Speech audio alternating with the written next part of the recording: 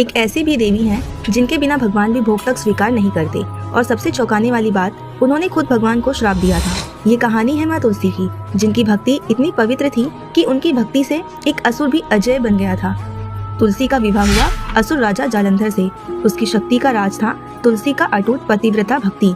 जब तक उनका विश्वास अटूट था, कोई देवता उसे हरा नहीं सकता था। देवताओं ने कई बार युद्ध किया, लेकिन हर बार हार गए। तब भगवान विष्णु ने एक लीला रची।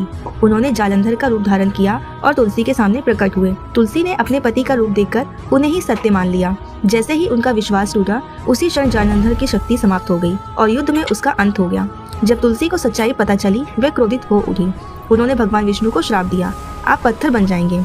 भगवान ने उस श्राप को स्वीकार किया और शालिग्राम रूप में प्रकट हुए। फिर उन्होंने तुलसी को वरदान दिया, मेरी पूजा का हिस्सा रहोगी। इसलिए आज भी तुलसी के बिना भगवान को भोग नहीं लगाया जाता। शालिग्राम और तुलसी साथ पूजे जाते हैं। हर घर में तुलसी का पौधा लगाया जाता है, क्योंकि तुलसी सिर्फ पौधा नहीं, भक्ति और पवित्रता का प्रतीक है। लेकिन सोचिए, अगर भगवान भी किसी की भक्ति के आगे झुक सकते हैं, तो सच्ची भक्ति का ताकत कितनी बड़ी होगी।